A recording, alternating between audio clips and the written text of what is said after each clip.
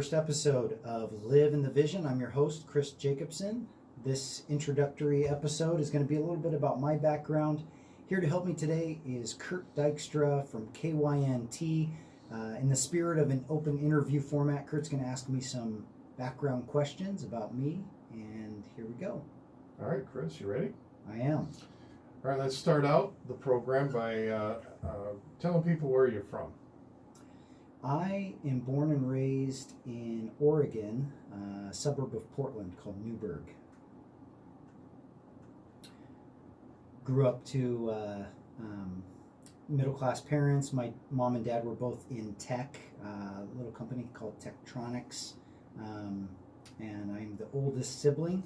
My younger brother Conrad and I had a really kind of ordinary upbringing, grew up in a cul-de-sac, played sports, tried not to get into too much trouble, but really pretty ordinary childhood. Okay. How did your growing up, how did it shape where you're at now in your life? Well, from an early age, I was always kind of a perfectionist. I always was an achiever. I wanted to win, and I wanted to get it right, and it was really hard for me at times when I failed. But I feel like those failures early on really shaped me. My parents never believed in coddling me or giving me any false perception of how things were, and I think that really helped deal with my failures and strive for success, and I think that really helped shape me early on to always try to do my best and to own the result, whether I got first or last or somewhere in between. I was really aware of what I put into it was what I got out. Tell me about how you were an athlete, so we're growing up in the Northeast. What kind of things were you involved with, and how did you get involved in sports? Why did you get involved in sports, and how that played a part in your life now? Sure. So I attended public school, and I think sports started at recess from the earliest of ages. But as soon as I could convince my parents to let me, I participated in sports, baseball, basketball, soccer. Soccer was my favorite. Later on, I got into running, but I have a lot to thank athletics for really shaping me. To my previous point about results, whether you win or lose, you learn something from every contest you have, and it's a very good marker, I guess, for how you're doing. And so I participated early on in team sports and individual sports. I was always pretty athletically inclined, which was probably good for my confidence. I was pretty shy as a kid, but because I was fairly fast, I could beat people in foot races, even in PE and things, and we would go out and run around the playground. I was always pretty athletic. From the time that I even started soccer, I could figure out a way to score a goal, and so that helped a lot with my confidence early on, and especially later too. With I ended up to go on and run Division I in college, but winning was something that I learned how to deal with, both the good and the bad of winning, what it took to get there, et cetera, et cetera. So I owe a lot to athletics, and I think that there's something in athletes that also mirrors really well into business and entrepreneurialism, which we'll get into in later episodes. It's not easy to start a new thing, to be an entrepreneur, to take the risk, take the chances, to do something that you really want to do. And I feel like the time I spent in athletics really helped me kind of cement the time you put in and the effort you put forward, you get out there. maybe more so in individual sports even than team sports, in that, as a runner, putting in the time and the training was everything when it came to getting the result on the field or on the track or the cross country courses, whatever the case may be, in the pool, whether you're a swimmer or whatever it is. Those trials, the time, the mileage, the grind builds towards what you're going to get from the finished result. Okay, so talk a little bit about athletics. Let's talk about your academics growing up and how important that was to you. Sure. I think in the 80s and 90s, when I was growing up and in school, grades were sort of the measure of all things. Your parents told you have to get good grades and you have to go to college, and that might be changing a little bit today, but I was very much the achiever that was going to go try to get all A's and score really well, and I did, for the most part, do really well in school.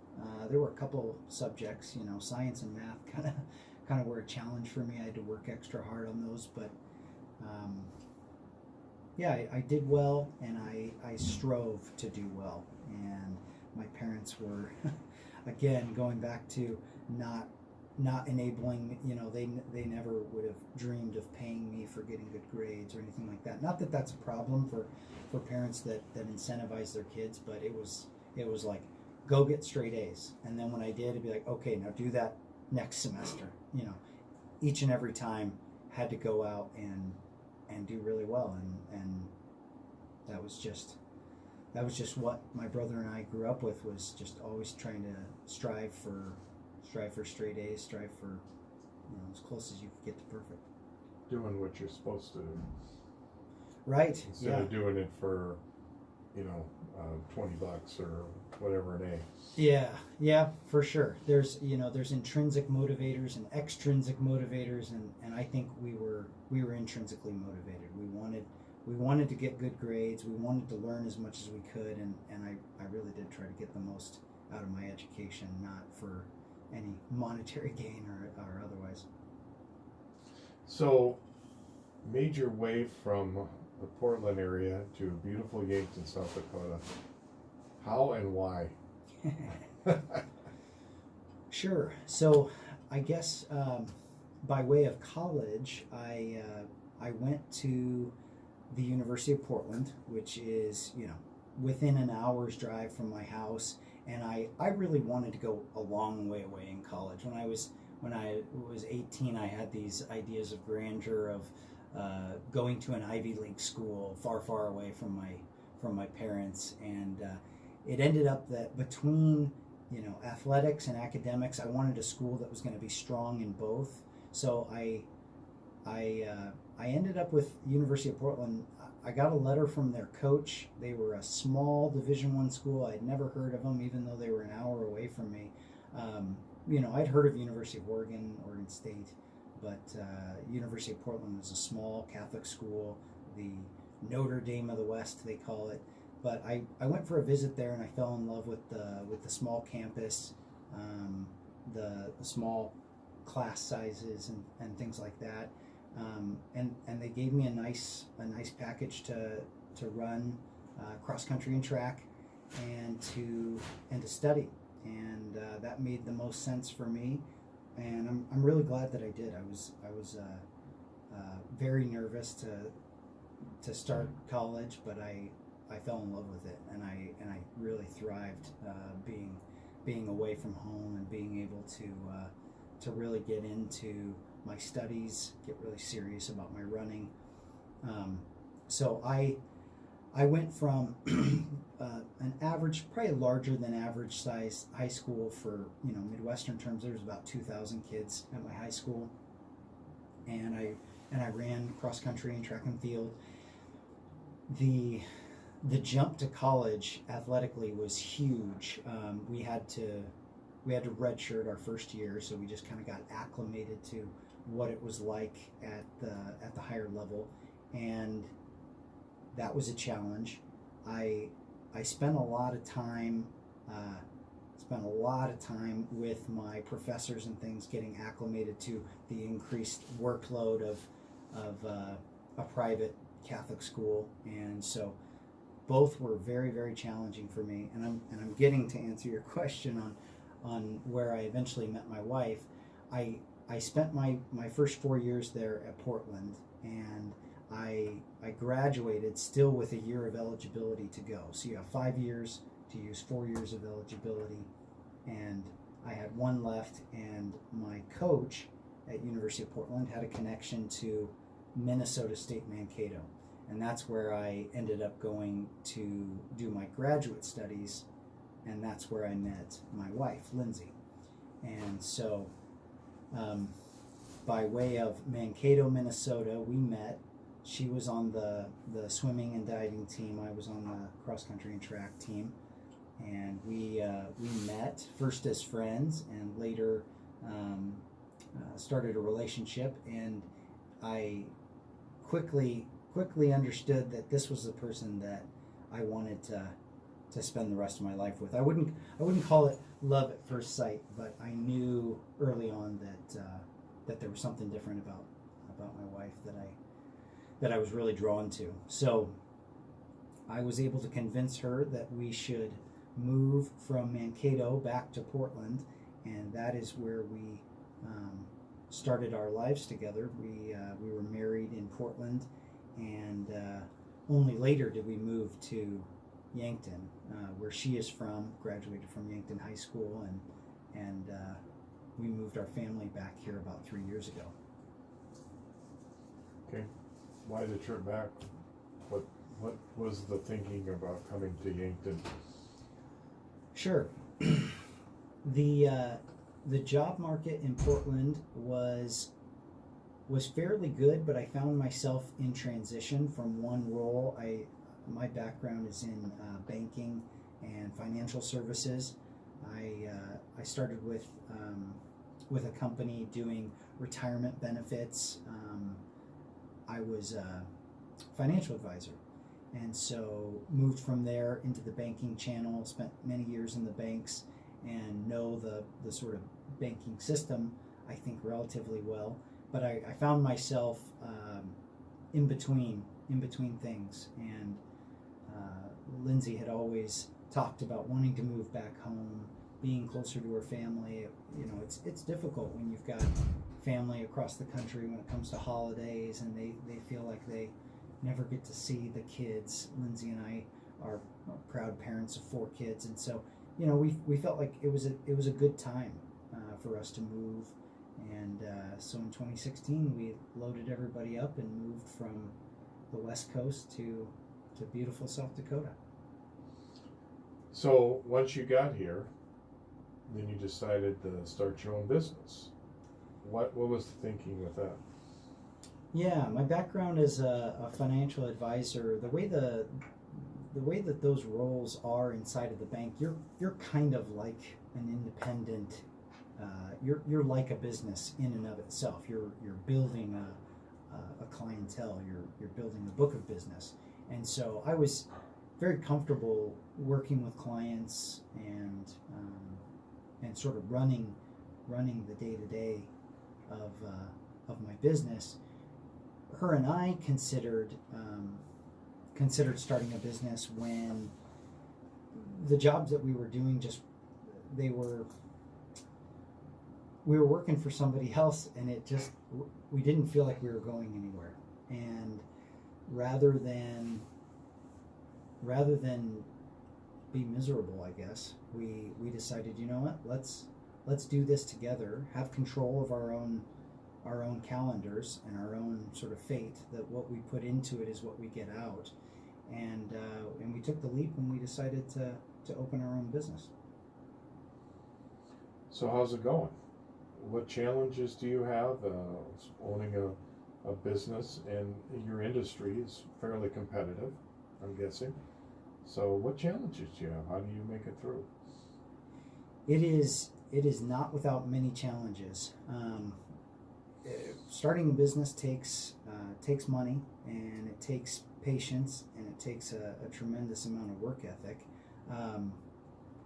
I guess the biggest challenge for me was the aggregate of running it all. The finances to the hiring, the legal work that needs to be done. No one tells you everything that goes into this sort of thing, and it's tremendously time consuming. So you may be really good at whatever the thing is, whether you make something or you provide a service or whatever. I knew the financial planning and insurance industry and the product and how it works and how it's sold and distributed, etc. But everything around that, to from negotiating a commercial lease to financing a startup to business planning from the standpoint of how you'll staff it, how you'll train your staff, who will do the training, etc. And it was just there's a ton to it. It's been a first-rate education we've gotten in how-tos of owning and operating a business. So if somebody's starting a new business, just a quick word of advice or bits of advice, what would you say? I would say spend the time becoming an expert at it. And for many people, they've got to still perhaps... Expert at what? Whatever your craft is, whatever your passion is, find the thing that you love the most and become an expert at it. They say it takes 10,000 hours to become an expert in something. Start getting really good at it, and maybe it starts as a side gig.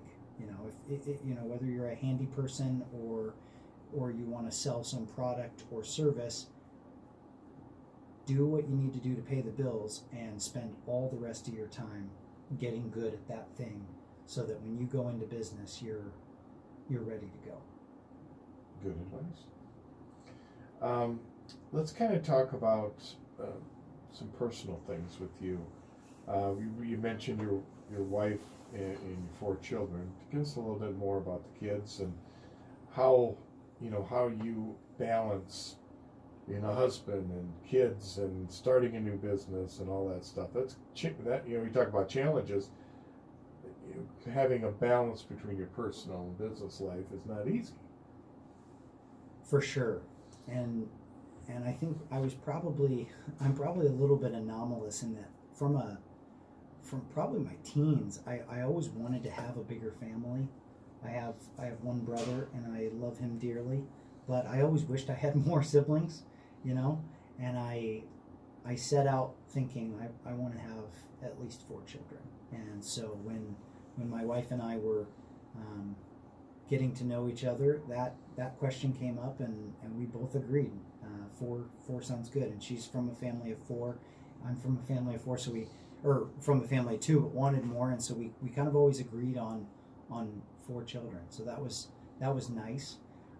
We had our first boy, Luke, in 2009. So we have a 10-year-old, an 8-year-old, a 6-year-old, and a 2.5, almost 3-year-old. We love having children. It is our joy. We have great kids, and I feel like a philosophy I've always held is, more than any job we'll ever do in this life, the most important thing is being a good parent to your children.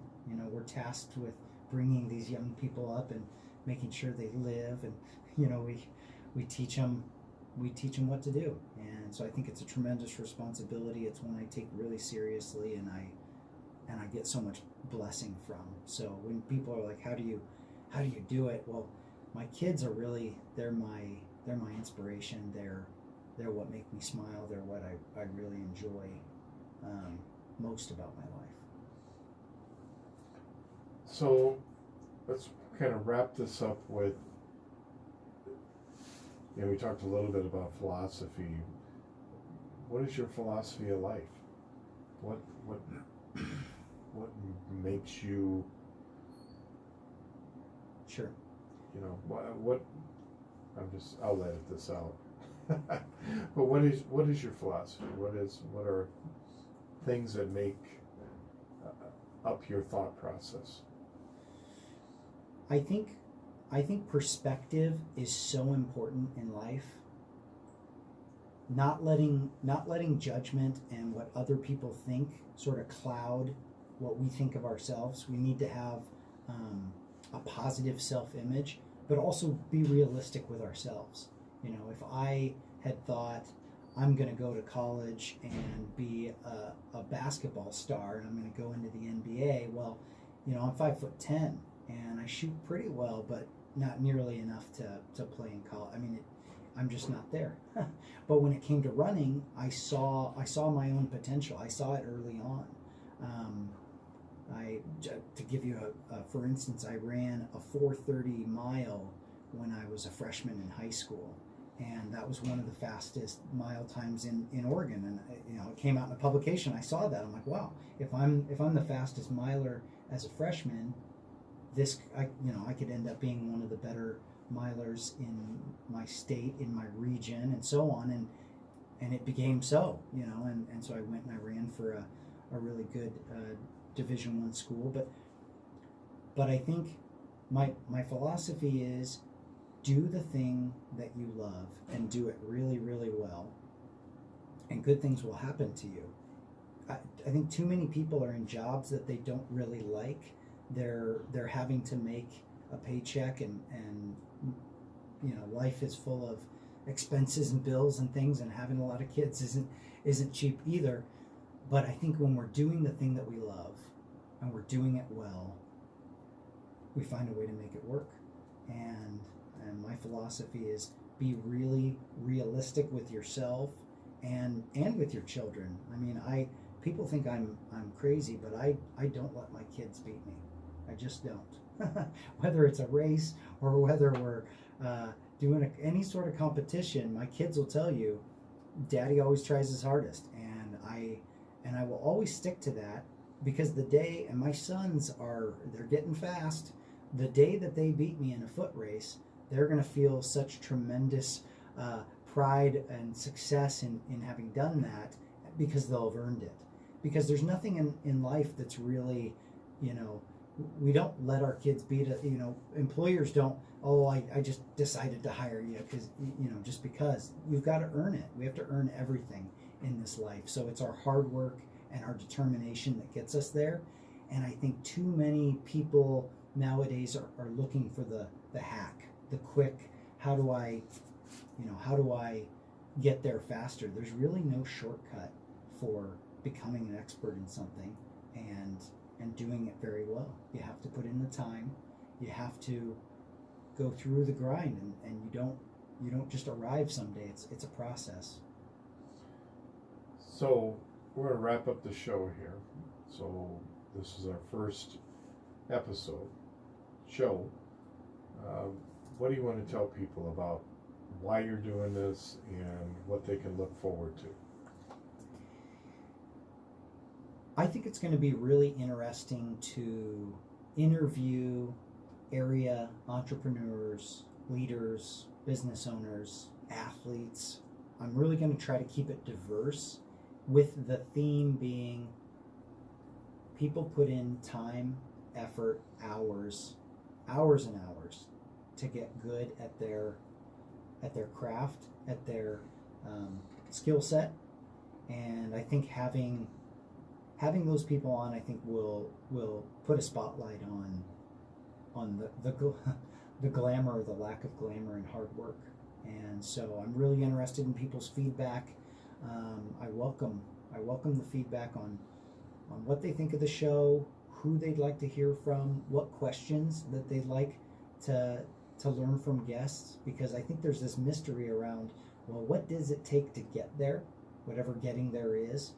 And that's what we're going to talk about, is the in between, before you were what you are, what did you do, and how did you progress, and what steps were there, and there's lots of great stories in when you had your breakthrough moment or whatever that is, and I think that'll be fun to capture. Everybody's got a story. Everybody has a story.